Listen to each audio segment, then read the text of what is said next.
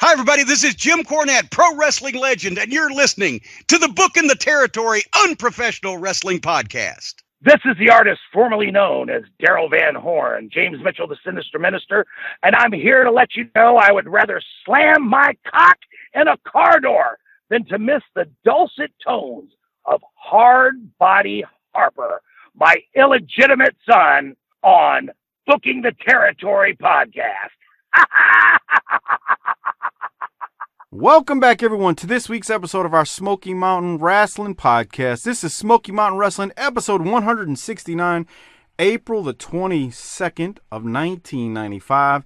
And this is Booking the Territory, the Unprofessional Wrestling podcast, where today I'm sitting here with Doc and not Hard Body Harper, because Harper couldn't join us for this episode. But let's proceed.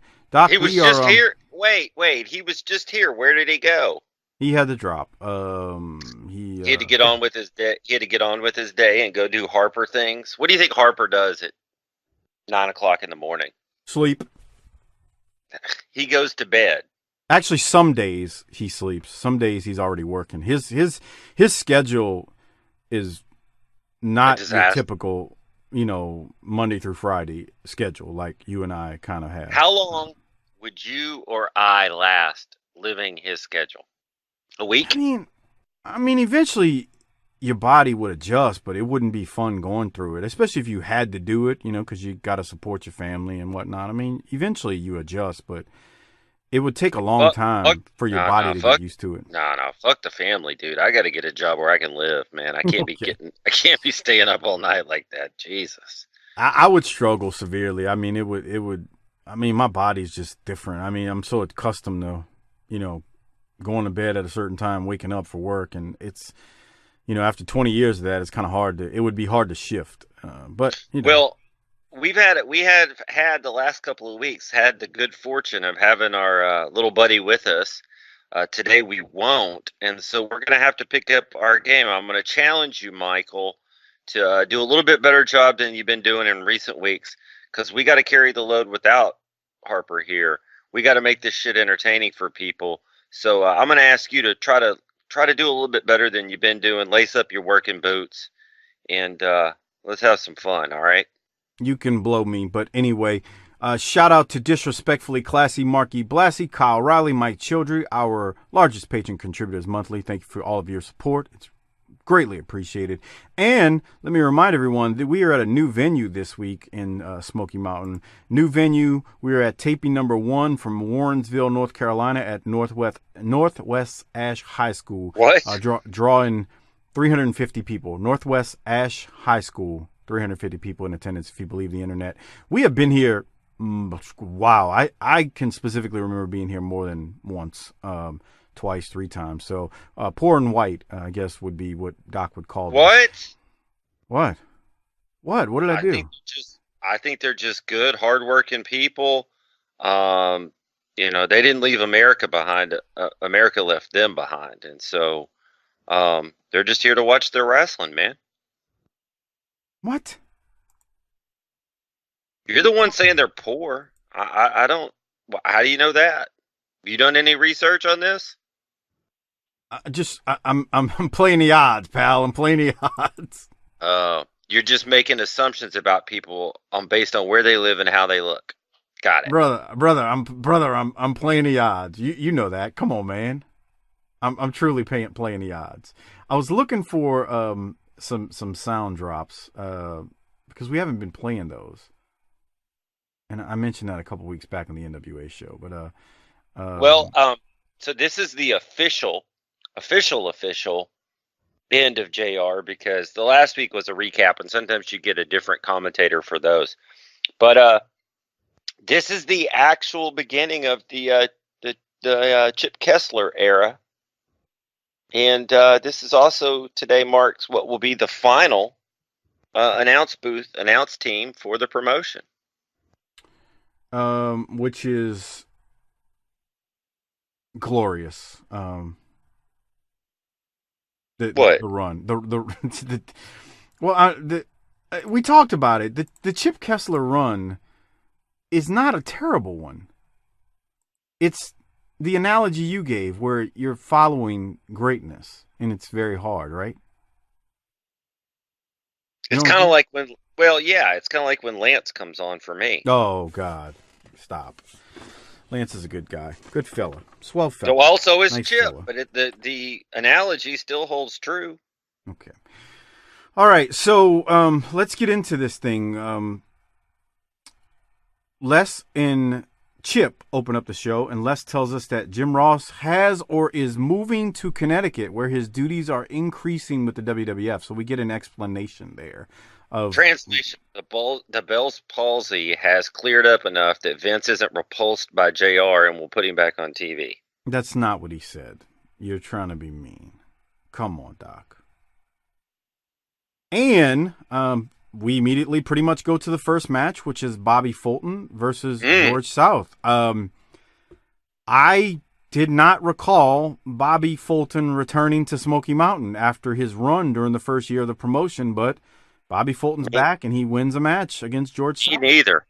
And that now is the longest time between tenures in the promotion. What was the previous longest time, Buddy? Probably Buddy or, yeah. We have another one coming up in a few months that'll be even longer, but sort of. Because Bobby left, they were only there like 6 months, right? Wasn't it like Probably. the first 6?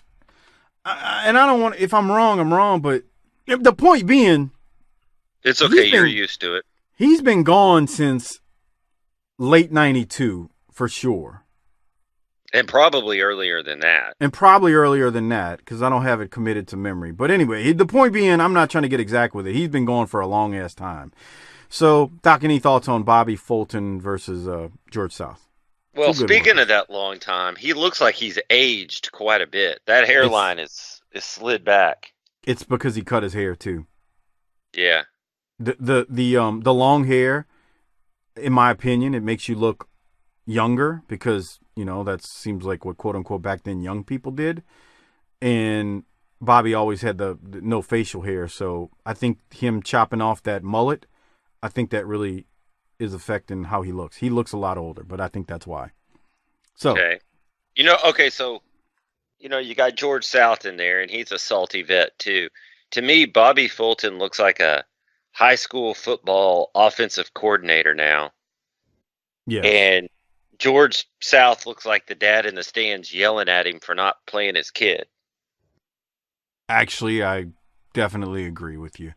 So, after the match, they do go to a promo with Bobby Fulton. Doc, I don't have anything from it. Did you? I did. I think you should play this. Oh, okay. I didn't think we'd do that, but here it is. Chip, with me, Bobby Fulton. A good win for you, Bobby. Welcome back to Smoky Mountain Wrestling. Thank you very much, sir. Buddy Landale, Nature Boy, I'm so glad Smoky Mountain Wrestling seen fit to give me a title shot here last week. You know, a lot of people don't know this, but years ago, Buddy Landale pulled a gun on me in the dressing room. Before he was the Nature Boy, before I was fantastic, Buddy, I'm here to take that crown, brother. I've got a chip on my shoulder, and right here at Smoky Mountain Wrestling, they like fighting. Well, that's what they're going to see here next week. Nature Boy, you've done a lot of talking, brother, and like I said, in a back dressing room brawl, you pulled a gun on me. Well, there's not going to be no guns. There's nowhere for you to run, nowhere for you to hide. I can't wait till next week right here on TV, Lance. Les, I get so excited and I can't help it. I've known you a long time. Nature Boy, you're going down right here on Smoky Mountain Wrestling. Of course, my friend, where Bobby Fulton goes, the championship titles are synonymous. Thank you very much, sir. You know, the Fantastics have a lot of great success. Tag team, singles title, I'm going to get me one. That's Smoky Mountain Wrestling. Buddy Landale, be ready. And there you have it from Bobby Fulton. We'll be right back. All right, what'd you have, Doc? Dude, Buddy pulled a gun on him. That's got to be real, right? I feel like I've heard this story before, and I just don't know the specifics. But even if okay, let's put it aside. Even if it's not real, let's play the even if it's not real. God, he said it like it was. He sure did. You know. And what's more real and would get these people's attention than drawing a pistol on somebody? Yeah, especially, you know, Budrow, who's, you know, filling out this heel role really well right now in Smoky Mountain, and next to the Gangsters, I mean, Buddy's getting a lot of heat for the things he's doing and saying. You know, and look, you got a white meat baby face who was really, really loved in the promotion last time he was here, so people know who he is. He's established. He's not with his tag team partner, but I mean, you get it. And yeah, I mean, when he says Buddy pulled a gun on him, it's like, whoa, whoa, whoa, you know. So we'll see what happens. I was kind of listening to it like, oh well, whatever. And then he said that, and my ears perked up. I was like, damn. Yeah, that makes you. That's one of those things. Think about it, man. You could do a lot of things to a lot of people and be like, oh man, I don't know, I messed up. But if somebody pulls a gun on you, that's kind of the end. Yeah, because at that point it goes from like, I'm just mad at you and wanting to cause you some physical harm to I'm actually contemplating killing you. And that's why they always say, never pull a gun out. I think Outcast said it best. Don't pull your thing unless you're ready to bang. Yeah, you don't pull a gun out. You better have intentions on killing the person, is the point. Like, you don't just pull a gun out as a measure of, I'm trying to scare you. The intent is, I'm going to shoot you. I mean, like, that's, you know, you can't just pull. So, the point being, when Bobby says that, it's like, whoa, this is some serious stuff here. He pulled a gun out on him. So, whether it's true or not, it's pretty amazing. Any other thoughts? No. We get a replay of the Bluegrass Brawl, and Chip Kessler tells us, let's rewatch the humiliation that Bob Armstrong suffered at the hands of the Gangsters when they painted the X on Bullet Bob. So we see that. And then we got some news coming now. Corny is here with the Bullet, and Chip Kessler's interviewing them, and let's hear what happens. This is interesting. Here with Bullet Bob Armstrong and manager Jim Cornette. Bullet, after what happened at the Bluegrass Brawl between yourself, your teammates, and the Gangsters, their despicable actions, I'm told you're foaming at the mouth to get your hands on the Gangsters one more time. Well, enough is enough. Now, I've had every type of match, every stipulation, and I'm sick of it. They've had their pick of the matches, and I've cooperated. I've tried to get them down, and I can't do it. But what I want, why don't we just settle it with one match? How about just a showdown match, just to finish it once and for all and get them out of here? Well, wait a minute. I'll tell you what. See, that's why I asked to be here today. I knew you were going to do this interview. Also, I was there at the Bluegrass Brawl, and I heard what you said that night when the incident was still fresh in your mind. You want one chance to get at those Gangsters and have a showdown match where you can not only maybe beat them, but maybe even run them out of Smoky Mountain Wrestling, right? Well, I'll tell you what I did, Bob, and if I can call you Bob, you know, we're not on a first-name basis exactly yet, but what I did was I went and I signed a little match on your behalf because I knew how anxious you were to get a hold of the Gangsters. I signed a match for the Volunteer Slam May 19th in Knoxville at the Civic Coliseum because, as I know you remember, it was 2 years ago at the Volunteer Slam in Knoxville at that Rage in a Cage match. Everybody out there saw it, where me and my men hospitalized you. And now I've got a chance to make that up to you. I've got a chance to redeem myself. I've got a chance to get you a match that you want with the Gangsters and get the job done that you want, which is to beat them and also that I want to see. It's a Texas death match. That means that not only does the guy get pinned, oh, you can get pinned 30 or 300 times, but to lose the match, you've got to be unable to continue, and that's the kind of match you want. You want it with the Gangsters where you can not only pin them 1, 2, 3 and then get up and walk away. You want it to where they're going to be laid down, face down, right in the middle of the ring, unable to continue, unable to answer the bell, unable to trouble anybody anymore. That's what you want. So I signed that match on your behalf, Texas Death, you and the Gangsters. Wait a minute. Are you talking about me by myself against the Gangsters? Well, don't you think that's kind of ridiculous? Well, no, it's not exactly you by yourself. You're going to have a partner, and I just didn't want to bring that up right now because there's a few other arrangements I got to make, but it's going to be kind of like a mystery partner situation. You and the mystery partner that I've signed against the Gangsters. Well, that's a mystery to me. Do you mind telling me who the mystery partner is? I'd kind of like to know going in. Well, I tell you what I'll do. I got a couple more arrangements to make because I got to make this thing a little more attractive, but when you hear this guy's name, you're going to know that he's the man to take the Gangsters out, to stand by your side. So I tell you what, if you'll meet me here next week, I'm going to make the rest of those arrangements, and then I will reveal who I've signed to be your partner for the Texas Death Match at the Volunteer Slam in Knoxville against the Gangsters, and everything will be rosy. So meet me here next week, and you'll find out, and so will you, Chipper. Cornette claims he'll reveal the mystery partner next week. We'll be back with the White Boy and the Southern Boy right after this. Well, Doc, your thoughts on who's coming in now? Doc? Take yourself off mute. What's up, dude?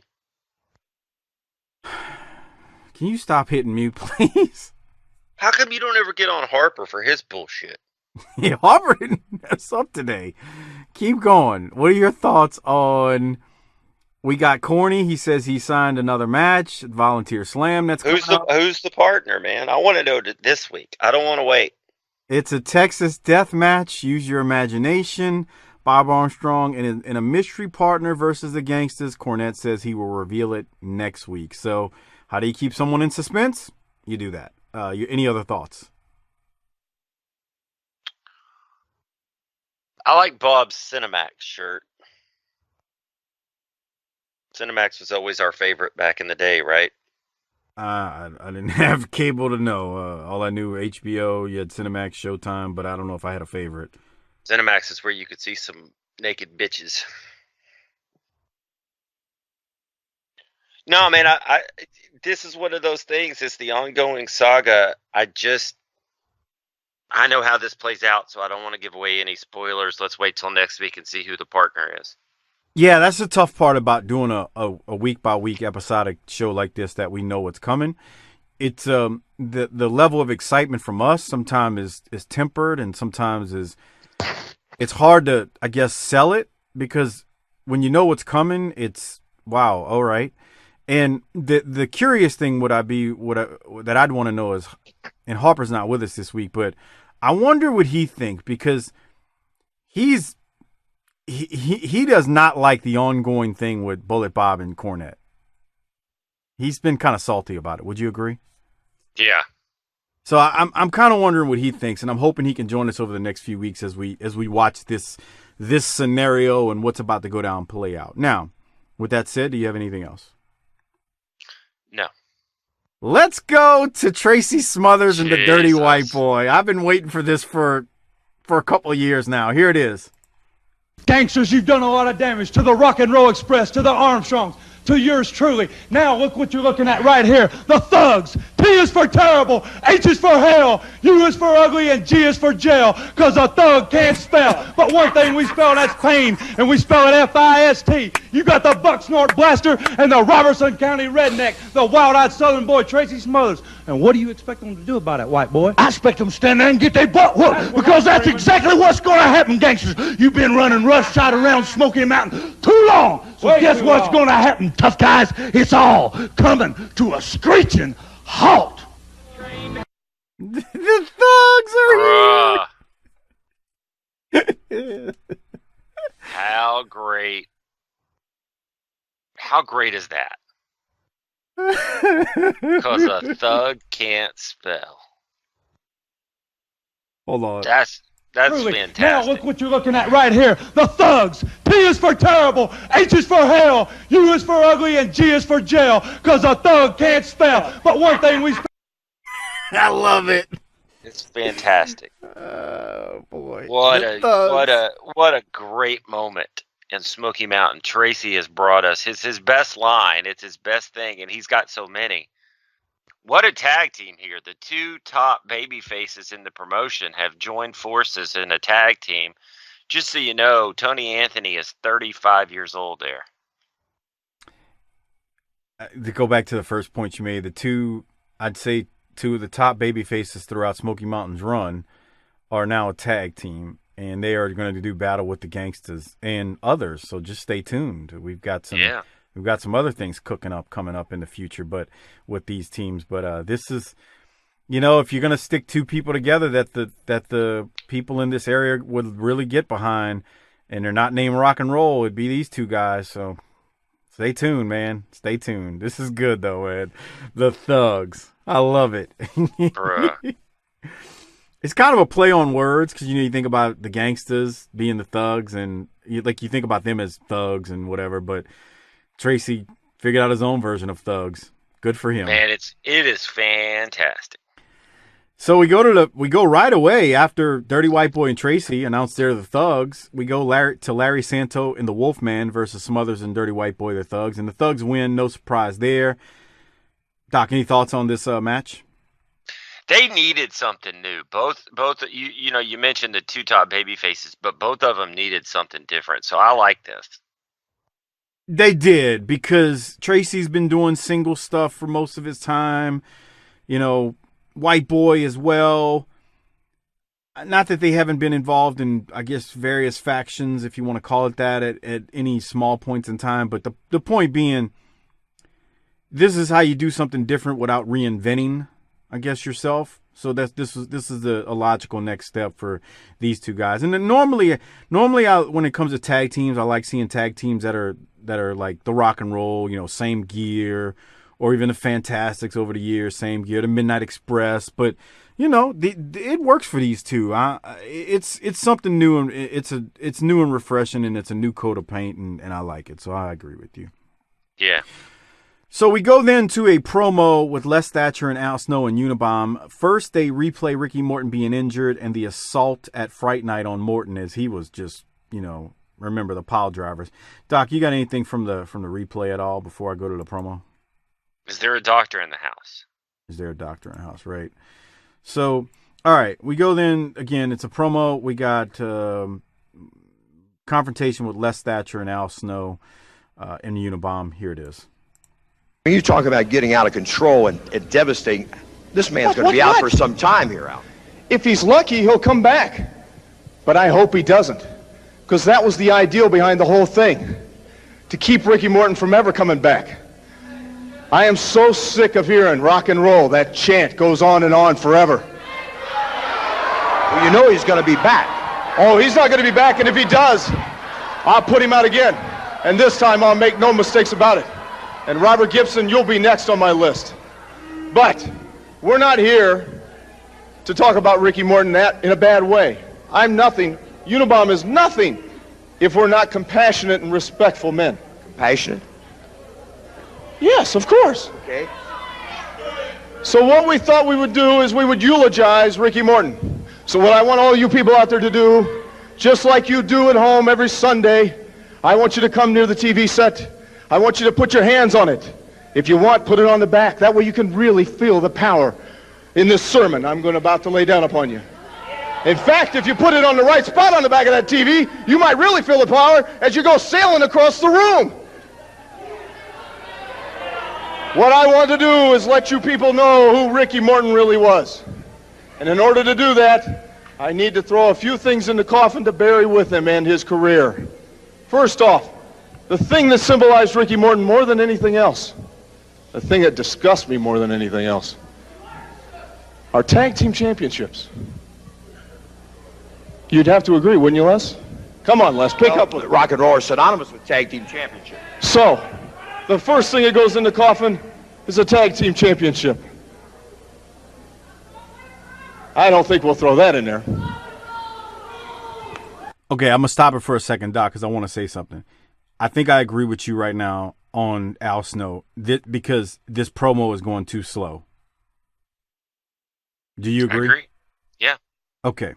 Everything in it is good, but it's all taking too long.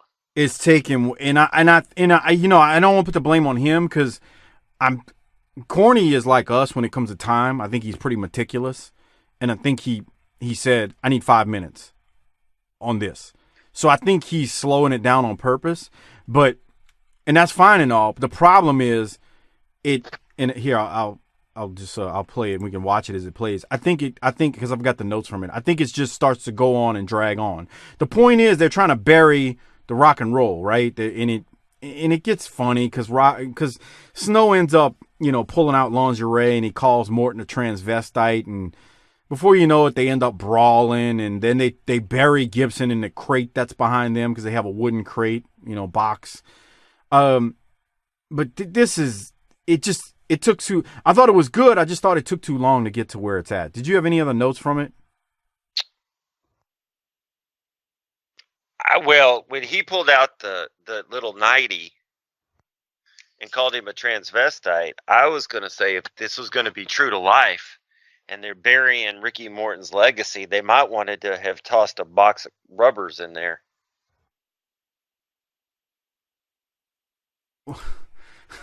What are you, 12? I mean, come on. No, we had our top 5 rat bangers of all time, and he was number 2, pal. Well, now truth to that.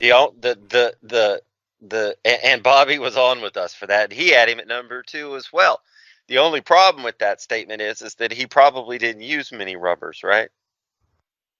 I'm not saying nothing. Here's when Snow pulls out the 90. Turn out to cheer for. I want you to really know what kind of man you were out there praising as a hero. And to do that, you must understand what that man wore underneath his clothes. And as you can see, Ricky Morton was a closet transvestite. You people brought your children out to cheer for a man who wore women's clothes. Now, albeit... Oh, come on now. This is carrying it too far. I've heard that Ricky Morton looks very attractive in high heels and pantyhose. But you people are sick enough to worship a man that wears things like this. However be, it is tasteful. Okay. Did you see Les crack up, though? Yeah. Kessler looks creepy in the background. Here comes Gibson in throwing punches, but it's 1-on-2. I thought the visual of nailing Gibson in the coffin was great. Yeah. Gibson got tired of hearing them talk about Morton and him, and he comes out and he tries to fight both of them, but he gets beat down. They then put him in the box and they start nailing it shut. This is the whole territory wrestling gimmick. I don't know how else to say it, but they bury Gibson in the crate and they start nailing it in place. It's amazing. We got Unabomb who's standing on the crate so that Gibson can't move the lid as he nails it down. And this poor kid is terrorized. Look at her. She's What's terrorized. Takesha? Stop, Doc. She's an African-American child. Do not make fun of her. I'm just surprised that we saw one. Well, maybe there's, African-Americans in this area. I can't remember when you did the demographics. But anyway, they nailed Do you want me to pull them up real quick and we can go through it? Please do not. Do not do it. Bobby comes out. Tracy comes out. Dirty White Boy comes out to save Gibson from getting nailed into the coffin. Doc, any other thoughts on this promo? No, I thought it was too slow, but it was good, and it ended great. It did. So we keep on moving. They then go to the next match. It is Killer Kyle versus Mike Mason for the Beat the Champ TV title.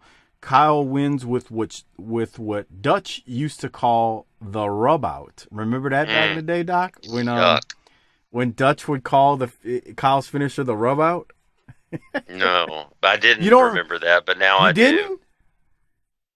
You don't remember it? Here it is. He used to call it the rub out, which was... I remember it now that you said it. Yeah, and then he pins the guy. It's 1, 2, 3. Kyle retains the title. Any other thoughts? No, it was a decent match. Nothing much there. Yeah, ain't nothing much. I agree. We go to a promo with Boo Bradley. I actually don't have notes from it. Boo tells Kyle that they're going to go at it at Volunteer Slam and then finishes the promo with Eat Your Peas. And that's it. My note here was actually my note from last week. He's here longer than I remember. Boo? Yeah, I actually thought he was over to ECW by now. Yeah, he is. And he's got a little bit longer. Not much, but he's got a little bit longer at this point. Boo's hanging in there, man. He's got some longevity in this promotion now. They cut a lot of promos from this dressing room. They sure did. Whenever they're there. Yeah, they did. You'll notice the red lockers many times over. Those are orange, aren't they? On my screen, they look more orange. Well, they're reddish orange. They're neither. Orange. Okay, blow me. How's that sound? All right, everybody, come in. Tell us what you think. No, don't. I don't care. I don't care. I don't care. I don't care. I'm not going to get into an argument with people about what color the lockers are. It doesn't matter. It does matter. We want to be factually correct here. No. We go to a replay of Buddy versus Bobby Blaze when Buddy won the Smoky Mountain Heavyweight title due to the referee stoppage, and then they replay the promo of Buddy cutting the promo that Buddy cut after defeating Bobby. And then we go to the main event on this week's episode, which is Buddy Landel versus Bobby Blaze for the Smoky Mountain Wrestling Heavyweight title. God, we needed Hopper here for that little clip right there of those two broads that they show. Well, let's see them again.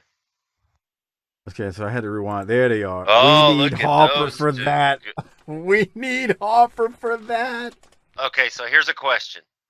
Let's start responsibly. Wait, hold on. Yeah, because I don't know if they're... How old?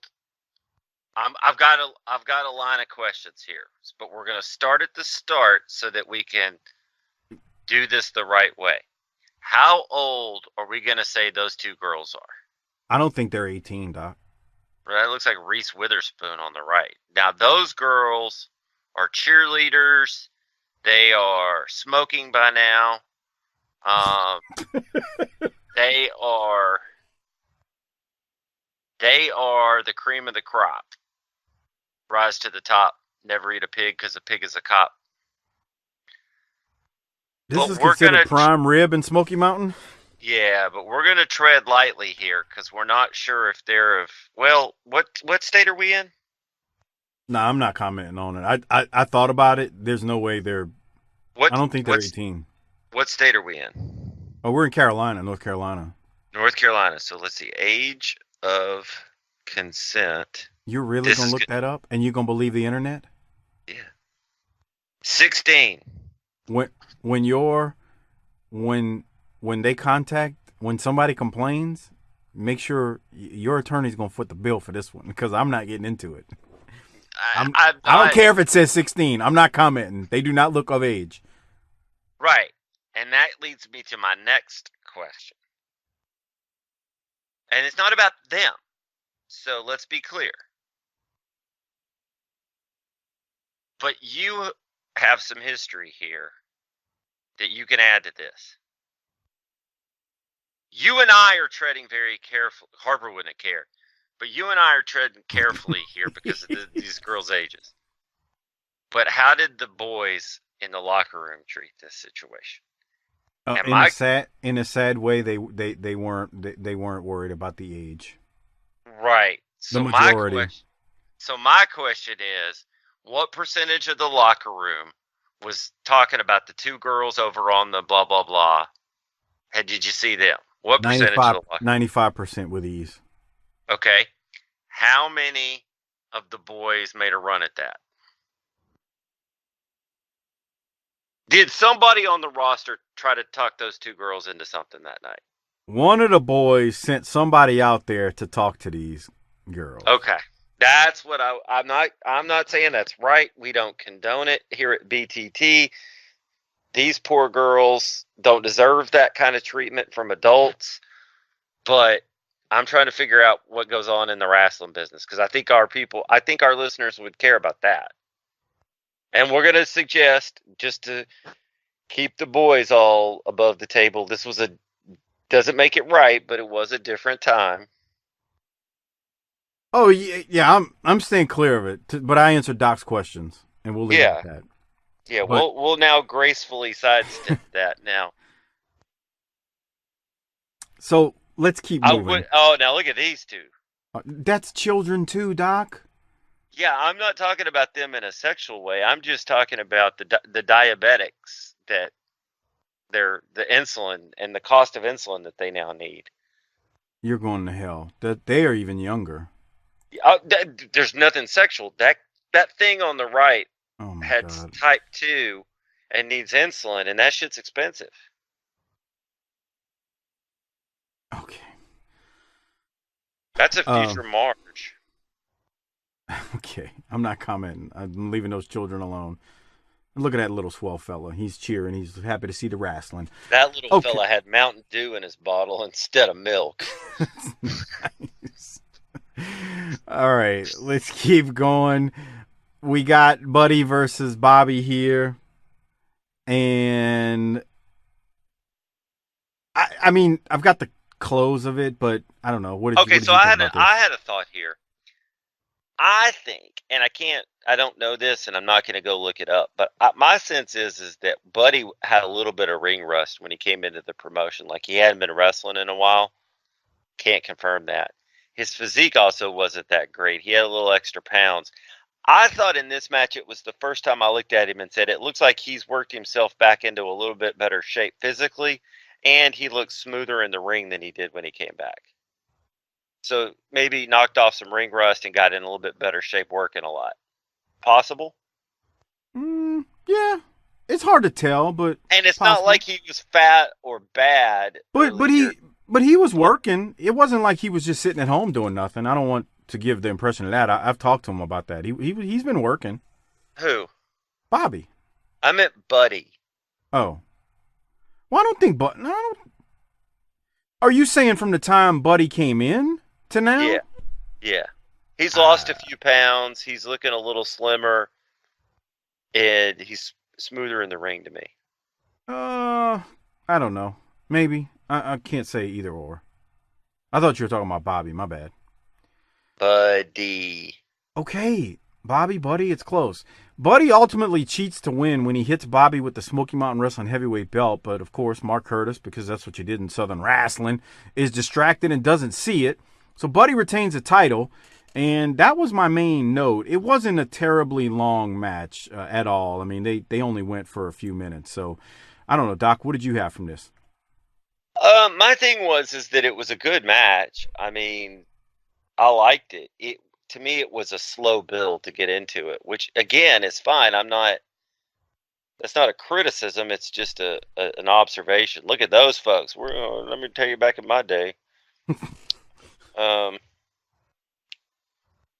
yeah, the thing here for me is that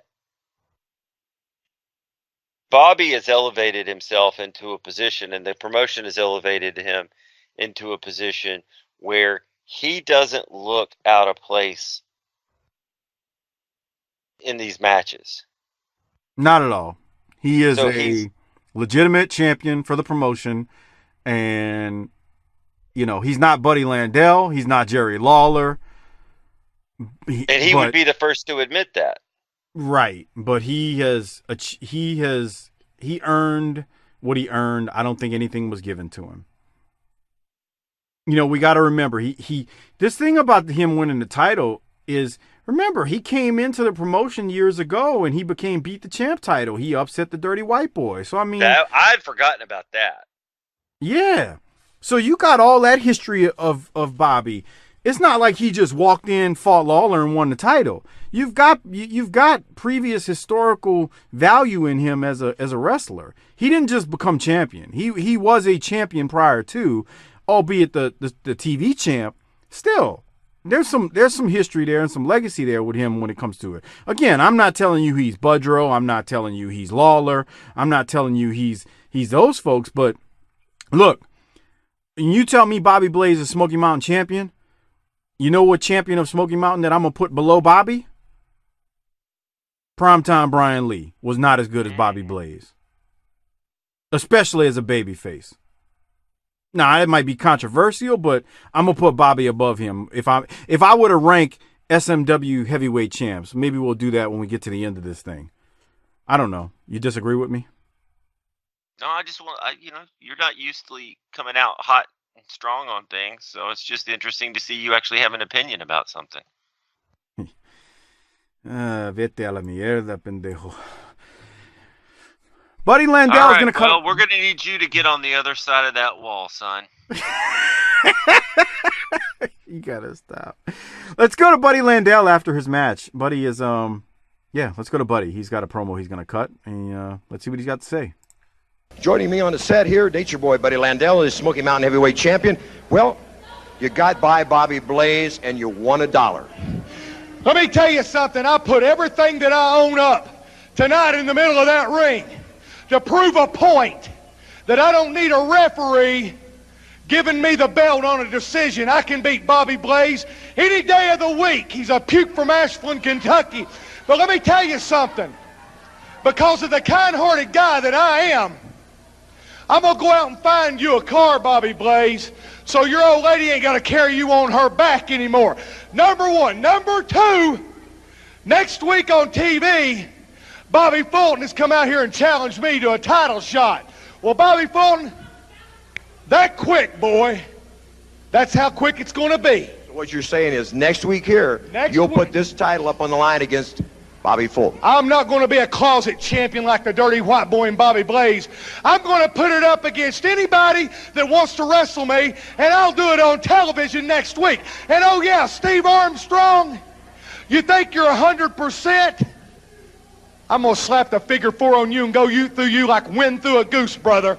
It's going to be Bobby Blaze, Bobby Fulton, Steve Armstrong, and whoever else wants a piece of the Nature Boy. Because I got some big fish to fry. And I'm going to bring a lot of recognition to this belt right here and give it what it's supposed to be. A main event title. Something that the Dirty White Boy and Bobby Blaze has tried to destroy here in Smoky Mountain Wrestling. But you've got a true champion now, and his name is the Nature Boy, Buddy Landell. And there you hit her from the Smoky Mountain champion, Buddy Landell. We're about out. So the best part about that is not that next week Landell is going to fight Fulton. The best part about that, and we talked about this and hinted at it in the last couple weeks, is he's going to buy Bobby Blaze a car so Bobby's wife won't need to carry him on her back. And I think that's what's great, and that's what we got coming up in the next few weeks. Doc, your thoughts? Yeah, that was a great line. I like how he didn't bring up pulling a gun on Fulton. So now I'm really wondering about it. He no-sold it. Way to no-sell the pistol. Smart advice. Yes. And then I didn't know that we were doing anything with Steve Armstrong, but okay, that's fine too. And then I like the fact that he said it's time to make this a main event title. That's awesome too, because it's pushing himself like he's the guy to do that. So I thought this was a really, really good promo. I thought,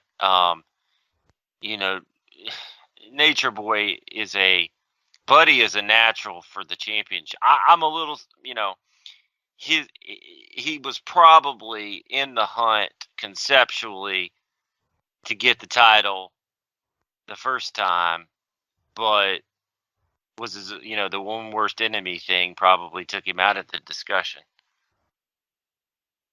Yeah, he definitely would have been champion sooner if he wouldn't have sang Moon River and played around with Tim Horner at the I think that might have been Summer Bash where that happened. I can't remember back in '92, but he definitely would have been in the title hunt much sooner than he was. Much sooner than now. I mean, let's be real. Corny's even said that. Bad Buddy was Bad Buddy. He had to go away for a while. We brought him back when he was Good Buddy, and he was on. And he's on his game here, and this was really good. I think you made some great points on that promo right there. Fantastic stuff right there. All right, we're going to do disability checks. Before we do so, the holidays are here. Please make sure you are using the Amazon referral link at tinyurl.com/bttamazon. Like Doc said a few weeks back, don't just tell your broads and hoes and wives and side pieces to use it. Actually put it in the browser and tell them and have them use it and shop and bookmark it. Again, it's tinyurl.com/bttamazon. It is a great way to support this show without spending anything extra. Doc, how many disability checks you in this episode? Hold on. They'll tell you they did it, too. You got to watch them do it. You got to do it for them. They'll tell you, oh, yeah, I did that. And they didn't. They think that you won't check it.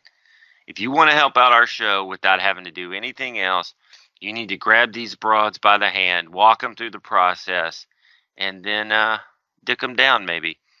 Wow. Have you started your Christmas shopping yet? Is that a joke, or are you trying to be serious? Well, I mean, as we record, we're about 9 weeks out from Christmas, man. It's coming. What are you going to do? I haven't, and I will not. You're not? You don't get Sasha anything? Yeah, it's called shopping online. I don't have to go to a freaking retail store. I could see a lot of things in this world, but the menace in your dumb hat walking around the mall is not one of them. Okay. Disability checks. You want to give any out? Well, are you going to come with me on this? Disability checks? Yeah, you going to grade this thing? I don't know. Give me yours first. Let's see. Jesus. You're a curmudgeon. That's the problem. I mean, we're here to have fun, right? And I had fun to the tune of 8 out of 10. Give me an 8. Good episode. All right, give me an A. Get a solid A. How's that sound? An A? Yeah. Are you sure about that? Solid A. Solid A.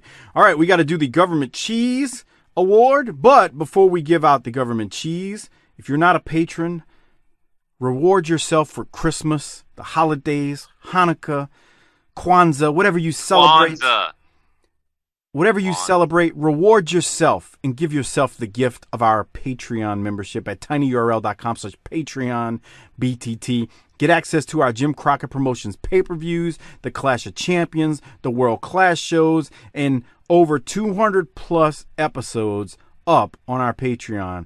Just exclusive for Patreon members at tinyurl.com/PatreonBTT. Let me tell you how this is going to go. You boys and girls out there got about another 6 months before we get to start doing more patron stuff that's going to be more fun, but it's going to be patron stuff. So there it is. When Smoky Mountain's done, we're going to have more time to do miscellaneous stuff for these patrons. It's going to be fun, isn't it? I think so. I mean, look, we've been real about this. It's been a struggle, especially lately, with what I'm having to juggle personally, and it's been really hard to keep up with two, and only having one show on the main feed, and then it'll free up time, and it's gonna be a lot easier personally, and that's for both Doc and I. I don't think people realize the time commitment that I don't think people takes. care. They just want the show, and that's fair. I mean, I don't care how long it takes Conrad to do his 8 shows a week. I just want to hear a couple of them. But so I'm not going to sit. You're in here trying to get sympathy from these people. I'm just telling you that we said once again to get us over, and you stop crying like a little bitch, that we made a commitment to cover Smoky Mountain from start to finish, and that's exactly what we're damn sure going to do. But when it's over, it's over. You're right, Mr. Heel.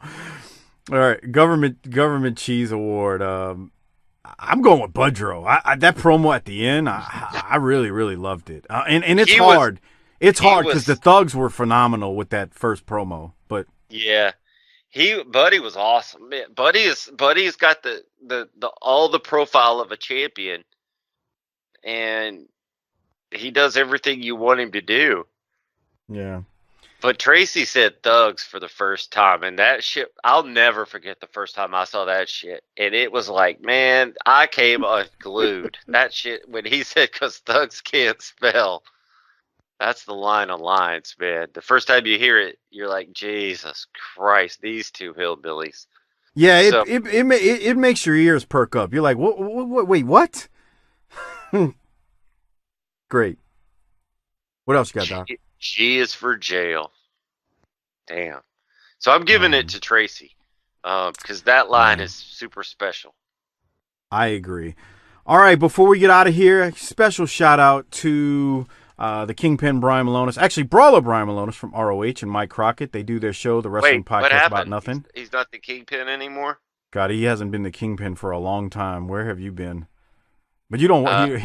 You haven't been watching ROH, so I don't blame you. Yeah, he and Beer City Bruiser have been tag champs for a while. They're probably, as of us recording this, are like the number one contenders for the ROH tag titles, but they changed their name. It's Brawler Brian Malonis and the Beer City Bruiser. They're called the Bouncers, which they've been the Bouncers for a while now, but they're making some hay in that promotion. The biggest tag team in ROH history, literally. I mean, that's a lot of beef in that ring when they were in there. Anyway, check out the Wrestling Podcast About Nothing on Mondays. They talk classic and current stuff. And check out our Vantage Point, the Retro Wrestling Podcast with Joe Murata and Michael Quinn, the northern version of BTT. Slightly classier, a little bit more professional, but still fun nonetheless. So check them out. They support us, so please support them. And with that said, Doc, you got anything else before we get out of here? I don't know. Do you want to talk about fantasy football teams? Man, I'm tired, man. We just cut 3 episodes so that we can fit things into our schedule, and I'm feeling energized. Let's do a 4th episode right now. I'm tuckered out, brother.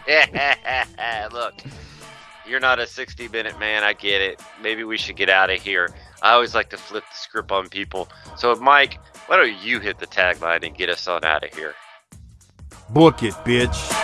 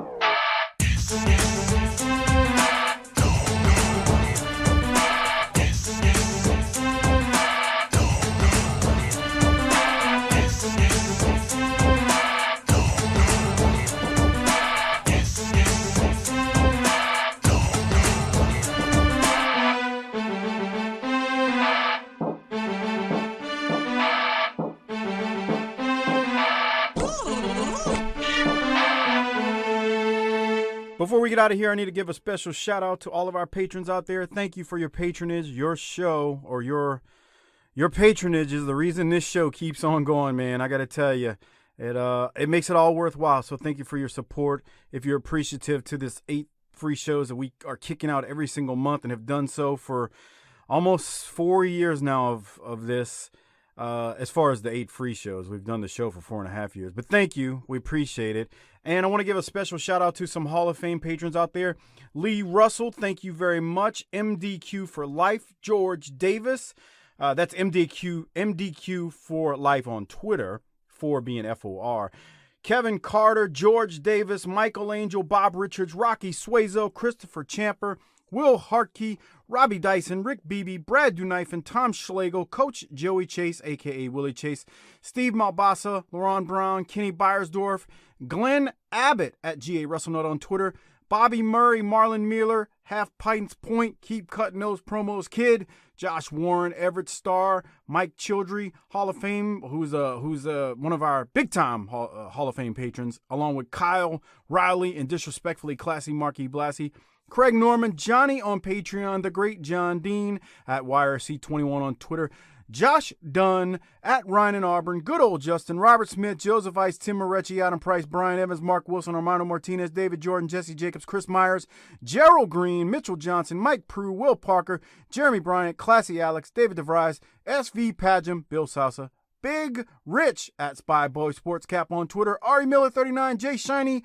Ruben Espinoza, Merciless Jones, Jesse Lucas, Chris Browning, Justin _Andretti, Coleman 822, Marty Howell, T-Hog 94, Godbold Unreal. Thank you for being Hall of Fame patrons. And before we get out of here, shout out to the Bottom Line cast and my friends Mike Prue and JV. They do the ECW show on the Patreon feed at the $5 tier, so make sure you check that show out as Patreon members. They do a great job, along with hosting their own show called the Bottom Line Wrestling Cast, where they are chronicling the career of Stone Cold Steve Austin month by month and on a weekly basis. So make sure you check them out. They're at the Bottom Line Cast on Twitter and just search Bottom Line Cast wherever you get your podcast from. Thank you guys.